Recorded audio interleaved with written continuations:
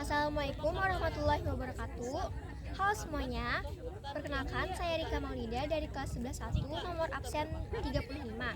Pada video kali ini, saya akan mempresentasikan hasil observasi saya mengenai lahan gambut di Jalan Gubernur Sarkawi, Kecamatan Gambut, Kabupaten Banjar, Kalimantan Selatan. Lokasi ini dipilih karena lokasi di Jalan Gubernur Sarkawi, Kecamatan Gambut dipilih karena aksesibilitasnya yang baik, representatifnya terhadap lahan gambut di daerah tersebut, kemungkinan ketersediaan data pendukung, minimnya gangguan aktivitas manusia, dan pertimbangan keamanan. Lahan gambut ini area yang kaya akan bahan organik. Bahan organik ini berasal dari akumulasi sisa-sisa tumbuhan, terutama daun, ranting, dan batang pohon rawa, serta tumbuhan paku-pakuan merupakan komponen utama penyusun gambut di banyak lokasi. Meskipun komposisi spesifiknya bervariasi, yang membusuk sebagian dalam kondisi tergenang air selama berabad-abad. Proses pembentukannya yang lambat ini menciptakan ekosistem unik yang mendukung berbagai jenis flora dan fauna. Sebagian diantaranya merupakan spesies endemik Kalimantan. Pengamatan tekstur tanah gambut dilakukan pada beberapa kedalaman. Pada kedalaman 5 cm, teksturnya standar dan lembut, seperti lumpur halus yang basah. Pada kedalaman 10 cm, ditemukan kerikil-kerikil kecil yang tercampur dengan material gambut yang masih lembut. Sedangkan pada kedalaman 15 cm, kami menemukan banyak material yang lebih lembut lagi, hampir seperti serat-serat halus yang terurai. Variasi komposisi ini menunjukkan proses pembentukan gambut yang kompleks dan bertahap. Pembentukan lahan gambut ini di Kalimantan Selatan, khususnya di daerah gambut, dipengaruhi oleh beberapa faktor kunci. Iklim tropis yang lembab dengan curah hujan tinggi, seperti pohon rawas, Rhizopora atau bakau, dan Brugueria spp, serta tumbuhan-tumbuhan pakuan seperti Acrotrichum aureum menyumbang sebagian besar bahan organik yang membentuk gambut. Proses dekomposisi yang lambat disebabkan oleh kondisi anaerobik, kekurangan oksigen di dalam air, sehingga lapisan gambut dapat menumpuk hingga mencapai ketebalan. Hasil pengukuran pH air gambut menunjukkan angka 5, menunjukkan sifat air yang sangat asam. Sementara itu, pH tanah gambut menunjukkan angka 6,5, sedikit lebih basah. Perbedaan pH ini menunjukkan kondisi lingkungan yang spesifik dan berpengaruh terhadap jenis organisme yang dapat hidup di lahan gambut ini. pH air yang asam menunjukkan kondisi reduksi yang tinggi, yang menghambat proses dekomposisi sempurna.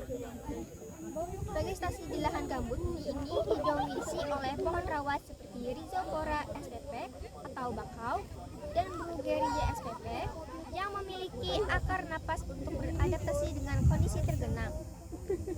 Tumbuhan paku-pakuan seperti Acrotrichum aureum juga tumbuh subur di sini. Keberadaan vegetasi ini sangat penting untuk menjaga keseimbangan ekosistem lahan gambut, mencegah erosi, menyerap karbon dioksida dalam jumlah besar, dan menyediakan habitat bagi berbagai satwa liar seperti beberapa burung yang mungkin ditemukan di lahan gambut Kalimantan Selatan, termasuk bangau putih besar, bangau tongtong, dan berbagai jenis kuntul serta burung air lainnya. Reptil yang mungkin ada meliputi beberapa jenis ular, mungkin buaya muara, dan berbagai kadal. Ikan yang umum ditemukan mencakup ikan gabus, ikan belida, dan beberapa jenis ikan sejenis ikan mas.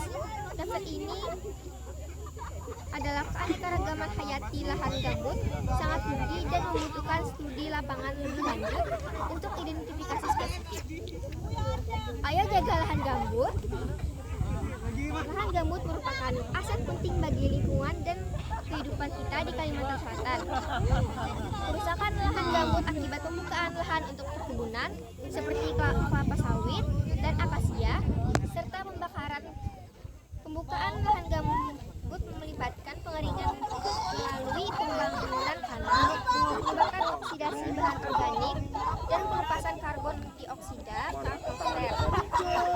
Pembakaran baik disengaja maupun maupun tidak sengaja menyebarkan api dengan cepat di lahan gambut kering, melepaskan CO2 dan polutan udara dalam jumlah besar, serta merusak keanekaragaman hayati. Kedua aktivitas ini menyebabkan emisi gas rumah kaca, kehilangan keanekaragaman hayati, erosi, penurunan kualitas tanah, dan masalah kesehatan akibat asap. Penghentian pembukaan lahan gambut dan pembakaran, serta restorasi lahan gambut yang rusak sangat penting untuk konservasi dan pengelolaan berkelanjutan. Ini dapat menyebabkan berbagai masalah lingkungan seperti hilangnya keanekaragaman hayati, peningkatan emisi gas rumah kaca, dan penurunan kualitas air. Mari kita lestarikan lahan gambut dengan cara menghindari pembakaran hutan, mengurangi emisi karbon, dan menerapkan praktik pertanian berkelanjutan yang ramah lingkungan. Kita harus bertanggung jawab untuk menjaga kelestariannya agar tetap bermanfaat bagi generasi mendatang. Sekian dari saya. Wassalamualaikum warahmatullahi wabarakatuh.